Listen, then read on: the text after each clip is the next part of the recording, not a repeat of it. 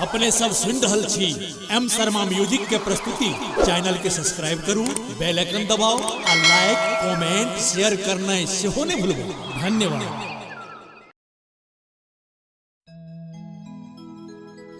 यो गणेश के पापा भोजन का लिया।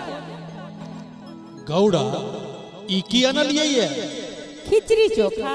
हम खिचड़ी चोखा खाई छी।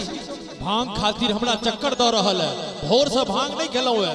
अहाँ खिचड़ी चोखा ला के एलौ है। भांग पीस के देव त भोजन करब, नहीं त नहीं करब। हम किनो न भांग पीसब, अब त अहाँ के खिचड़ीए चोखा भेटत। हम खिचड़ी चोखा किन्नो नहीं खाए। अहाँ खिचड़ी चोखा नहीं खाएब त हम जाई छी। जाई छी कतऽ?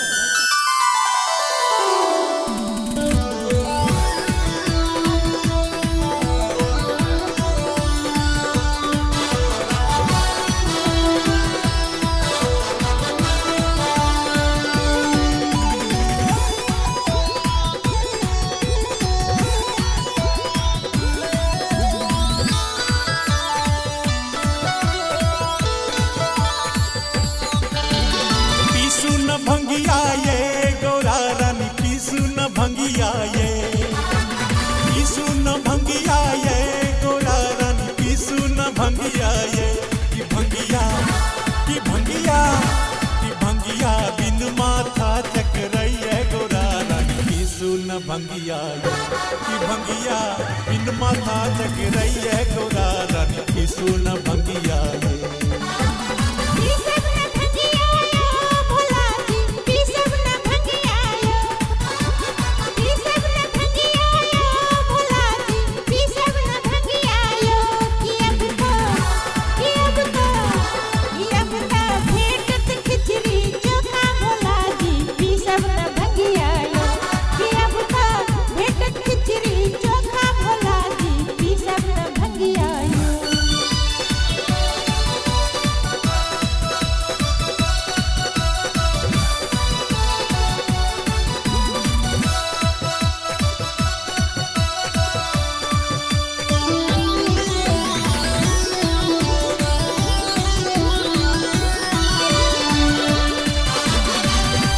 सो कैलाश पटेलो नखरा खूब करै छियै। भांग धतूरा हम पीबै छी, नशा में ओही रहै छियै। जहिया सो कैलाश पटेलो नखरा खूब करै छियै। भांग धतूरा हम पीबै छी, नशा में ओही रहै छियै। छोड़ू न नखरा ये गौरा रानी छोड़ू न नखरा ये, छोड़ू न नखरा ये गौरा रानी छोड़ू न नखरा ये। कि भंगिया बिन माथा चकराइए गौरा रानी छोड़ू न नखरा ये। कि भंगिया बिन माथा चकराइए गौरा रानी छोड़ू न नखरा ये।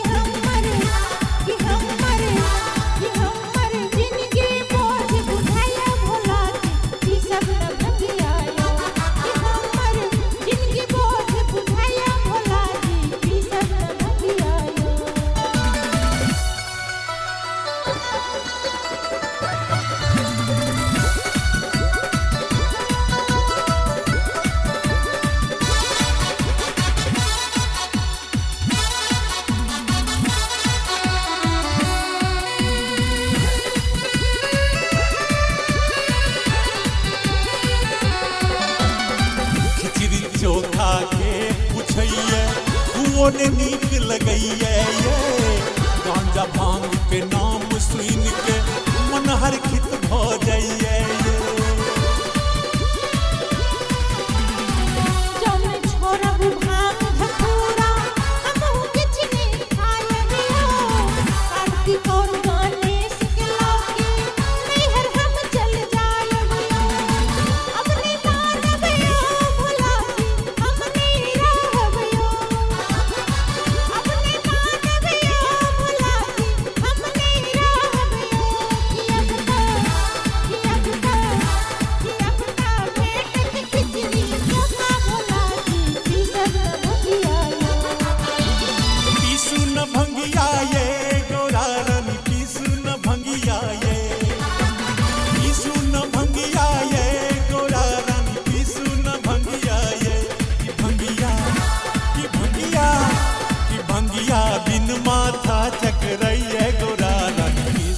भंगिया की भंगिया बिन माथा चक रही है गोरा रन की सुन भंगिया